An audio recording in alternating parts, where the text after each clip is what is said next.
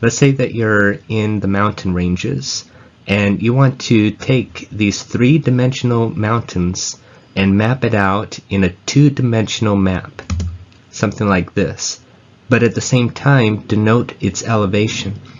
That's what topo maps represent. They represent elevation. So to help that sink in, let me show you this graphic right here. These topo map representations represent these mountains right here. So for the steep mountain, it starts at 1440 feet above sea level, and it extends beyond 1840 or 1840 feet. Notice that the elevations are increasing by 80-foot increments. For instance, from 1440 feet to 1520 feet is 80 feet. So what the map makers do is they take the mountains and they divide it in increments, in this case 80-foot increments.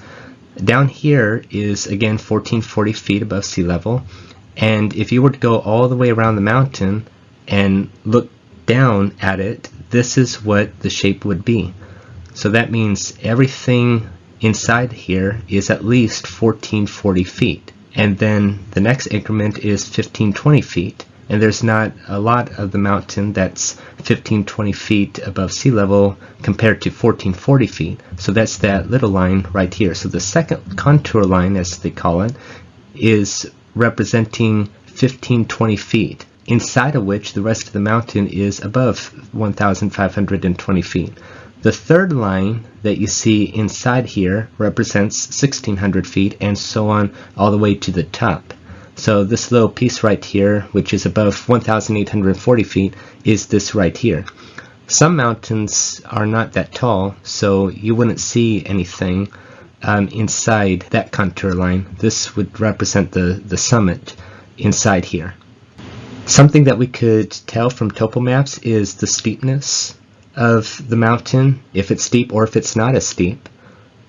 The closer the contour lines are, the steeper it is. So if you could imagine, this little piece right here represents the same elevation as this right over here, if I'm doing a decent job drawing this. So this represents an 80-foot incline, so does this. Same thing here. From here to here represents 80 feet, but from on the other side, from here to there, also represents 80 feet. So the same vertical distance is like stretched out right here versus over here. So this is more steep, which means that it's probably going to be tougher to climb versus this side over here. So on a topo map, you have contour lines and standard elevations, which you could see right here. All of these lines, again, they're called contour lines. Those are typically drawn out using brown. Okay, water, lake, stream, spring, marsh, water tanks. I mean, what's the standard color for water in illustrations? Blue. And you could see that right here. You could see a couple of lakes and streams or rivers. Okay, major vegetation such as forest, brush, and orchard. Well, what's the color of grass or the leaves on a lot of trees? Green. Highways and boundaries. Those are usually denoted in red. Man-made structures and place names, buildings, roads, trails, bridges, railroads. Black. Absence of major vegetation such as prairies, meadows, farms, and fields. White. Okay, so here are some topo map symbols. Let's start with this first one right here. This is a highway. Next is good road, and after that is private or bad road, which is why it's dashed.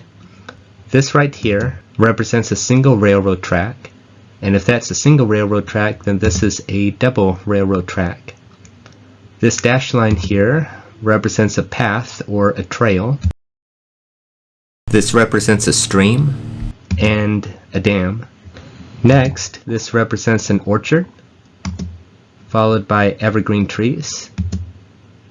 This represents a bridge, a stone wall,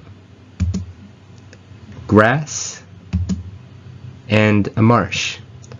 Okay, up here This represents a U.S. route, and below it is a state route. These represent buildings, and this represents a school because it has a flag on top.